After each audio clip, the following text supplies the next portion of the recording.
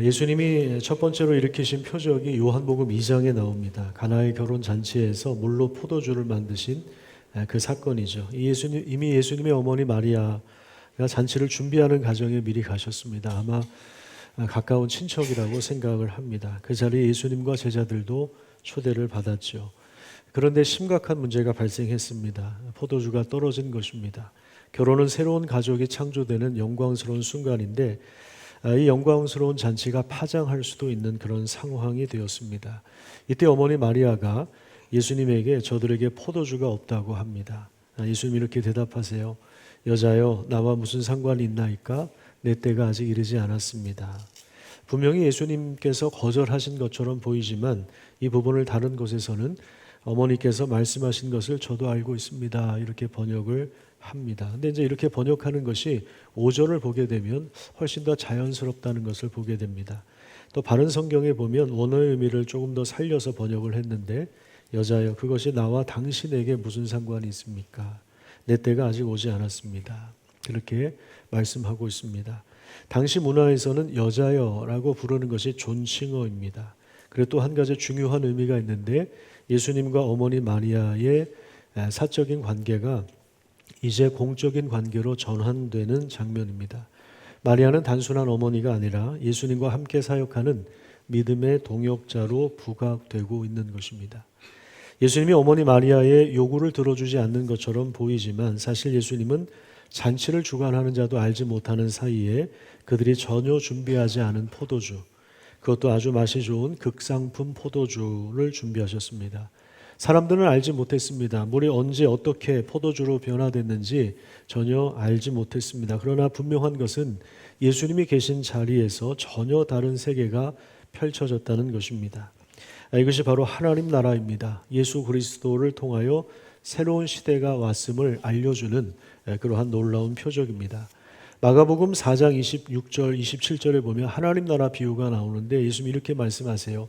밤낮 자고 깨고 하는 중에 씨가 나서 자라되 어떻게 그렇게 되는지를 알지 못한다. 이렇게 말씀하십니다. 그러니까 보이지 않지만 은밀하게 시작된 새로운 시대를 말하는 것입니다. 그런 의미에서 우리가 이 첫 번째 표적에서 주목해야 될 것은 예수님 말씀하신 내 때가 아직 오지 않았습니다. 이 표현입니다. 한번 따라서 볼까요? 내 때가 아직 오지 않았습니다. 이 예수님의 때는 십자가의 죽음을 말하는 것입니다. 또 이 십자가의 죽음은 요한복음에서 영광의 때라고 그렇게 설명을 하고 있죠. 요한복음 7장 30절에 보면 그들이 예수를 잡고자 하나 손을 대는 자가 없으니 이는 그의 때가 아직 이르지 않았다. 이렇게 이야기하고요. 또 12장 23절과 24절에 보면 인자가 영광을 얻을 때가 왔다. 그러면서 24절에 이야기하는 건 뭐냐면 한 알의 밀이 땅에 떨어져서 죽어야만 많은 열매를 맺는다는 거죠. 이 비유의 말씀은 이제 십자가의 죽음이 점점 다가오고 있다는 사실을 보여주고 있는 겁니다. 또 요한복음 17장 1절에도 보면 예수께서 이 말씀을 하시고 눈을 들어 하늘 우러러 이르시되 아버지여 때가 이르렀습니다. 이제 아들을 영화롭게 하셔서 아들로 아버지를 영화롭게 하게 하옵소서. 이렇게 기도하셨는데 이때는 십자가의 죽음을 통하여 예수님이 영광을 얻으시고 하나님이 영광을 받으시는 그 때입니다. 그리고 드디어 그 시간이 온 것입니다. 예수님은 체포를 당하고 신문을 받고 채찍에 맞으시고 온갖 모욕과 수치를 견디면서 십자가에 달리셨습니다.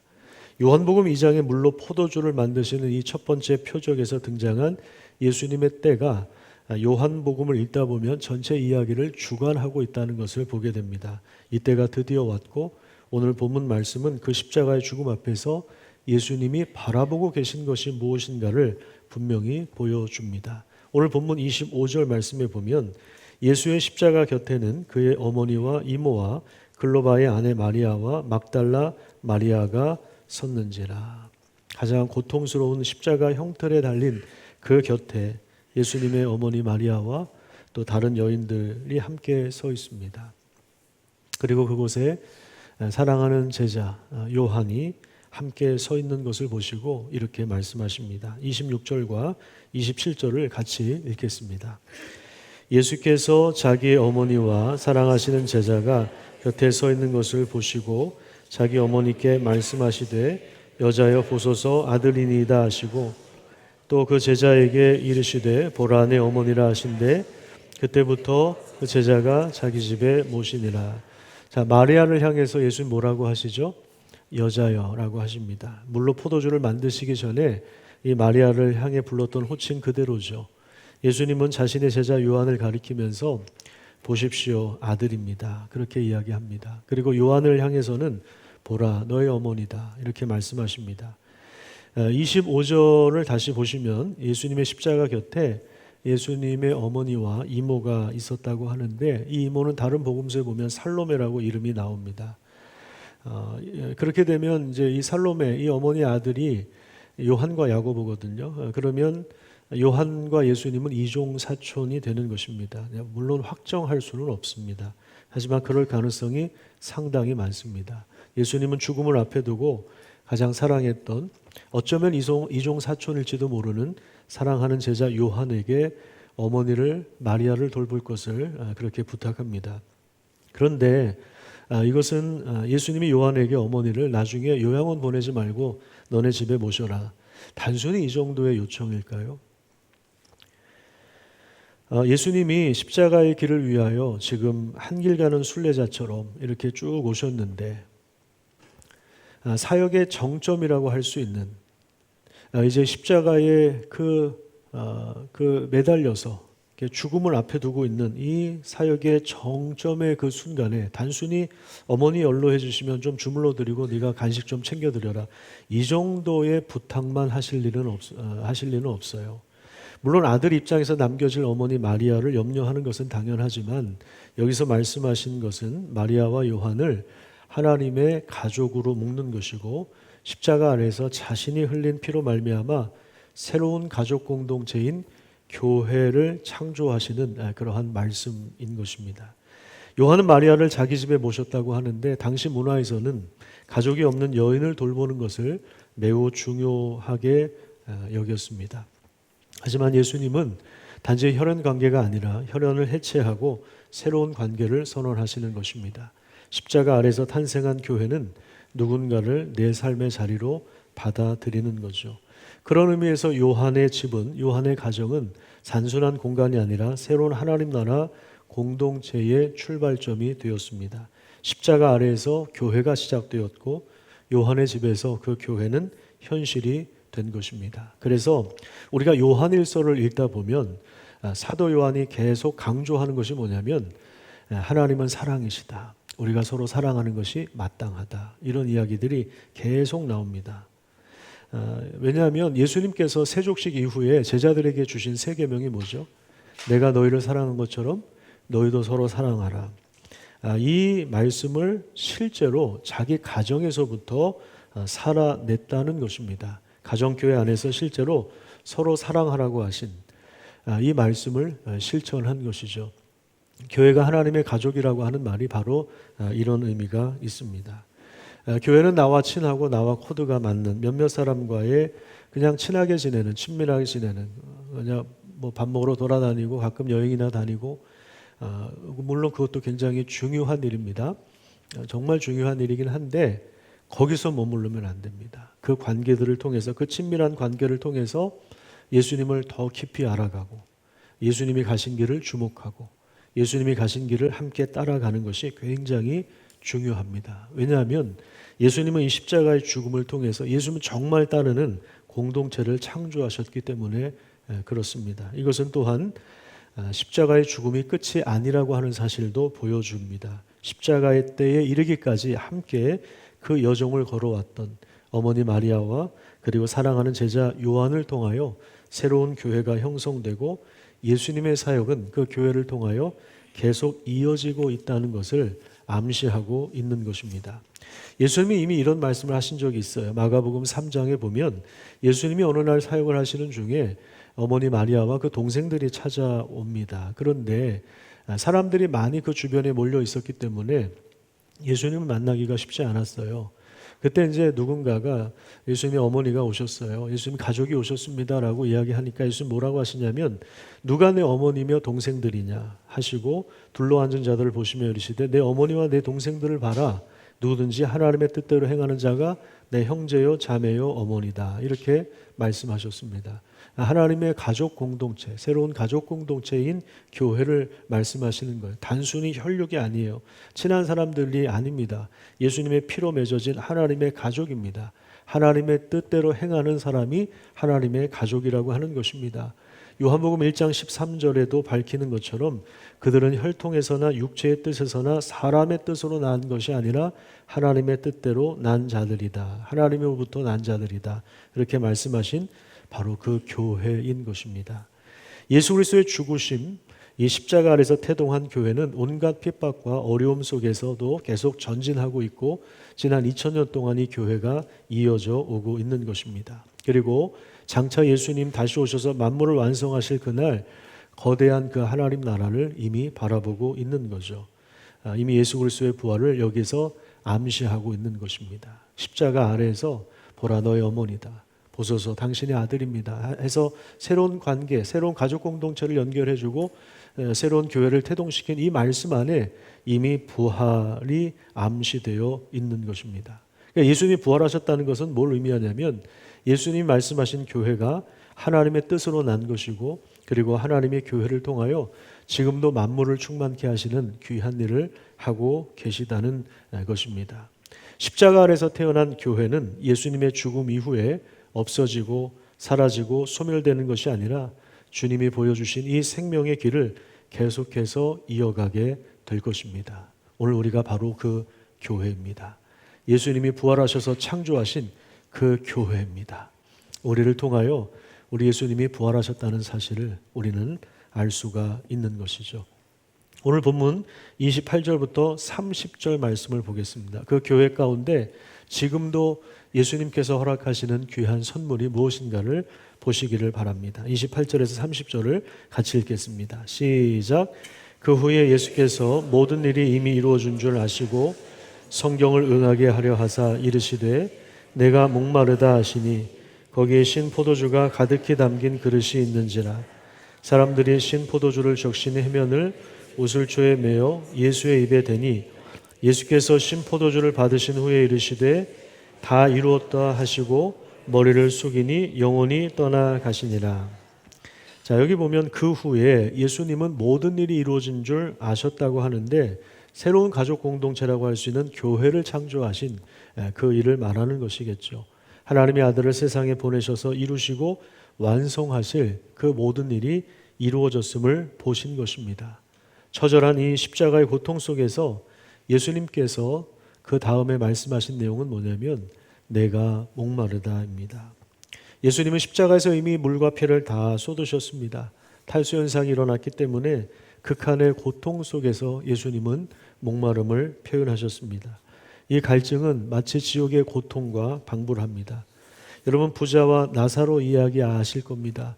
나사로가 죽어서 아브라함의 품에 안기고 부자는 지옥에서 아브라함에게 그 뜨거운 곳에서 물 한 방울에 자비를 구합니다. 목말라서 그런 것이죠.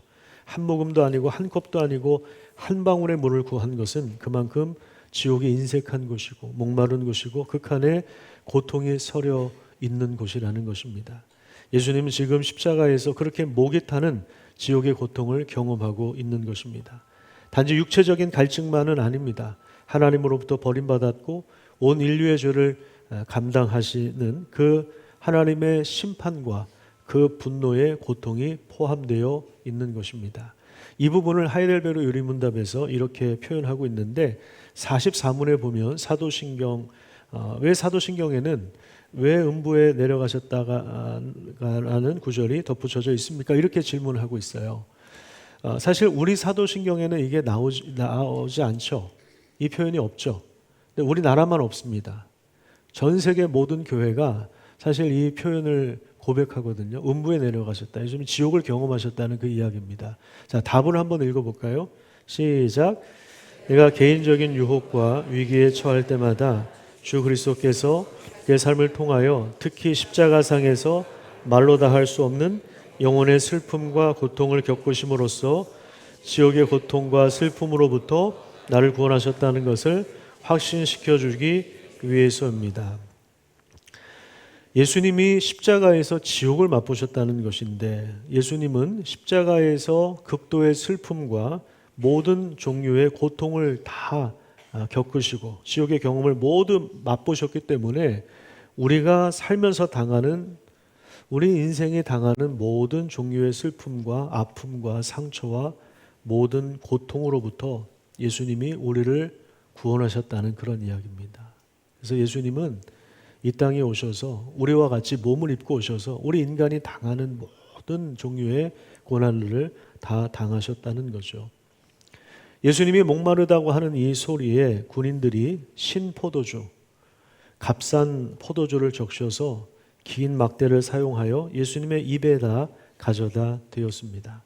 물로 가장 맛 좋은 극상품 포도주를 만드신 예수님을 향하여 이 군인들이 조롱하기 위하여 그 아주 내민 저급한 포도주, 이 저급한 포도주를 예수님이 맛보시고 다 이루었다고 하시면서 영원히 떠나가셨습니다. 하지만 죽음이 끝이 아니라 부활하셔서 제자들에게 성령을 보내주시죠. 그 뒤에 보면 부활하신 예수님이 제자들을 만나시고 제자들에게 성령을 부어주시면서 보내주시면서 영원히 목마르지 않는 성령의 역사를, 성령의 생수를 교회에게 선물로 주셨습니다. 사마리아 여인에게 말씀하신 것처럼 이 물을 먹는 자마다 다시 목마르지만 내가 주는 물을 마시는 자는 영원토록 목마르지 아니할 것이다. 내가 주는 물은 영원토록 솟아나는 샘물이다. 이렇게 말씀하신 것처럼 이거는 장차 오실 성령을 염두에 두고 하신 말씀이거든요. 그러니까 교회에게 성령을 부어주시겠다는 그런 의미예요. 나를 믿는 자는 그 배에서 생수의 강이 흘러넘칠 것이다. 요한복음 7장에 이렇게 말씀하고 있습니다. 이건 뭐냐면 하나님 없이는 우리가 우리 인생에 목마름을 경험할 수밖에 없다는 거예요. 점점 메말라 갑니다. 그런데 메말라 갔던 그 인생이 십자가 안에서 맺어진 교회를 통하여 이 놀라운 은혜를 입도록 우리를 부르신 것입니다.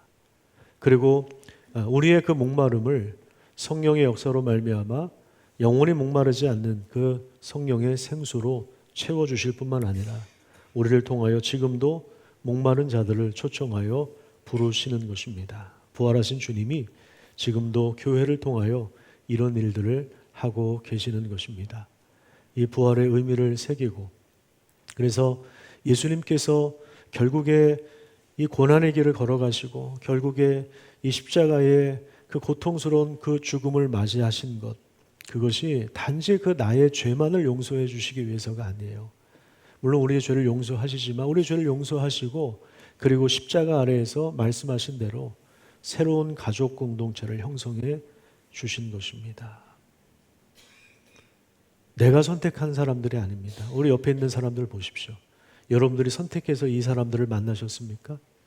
아닙니다. 십자가 아래에서 예수님께서 맺어주신 관계입니다. 그래서 내 마음에 안 들 수도 있습니다. 지금은 아멘을 크게 하시지만 내 옆에 있는 사람들 때문에 분노할 수 있고 짜증날 수 있고 기분이 나쁠 수도 있고 그렇습니다. 그때는 아멘이 아마 안 나올 겁니다.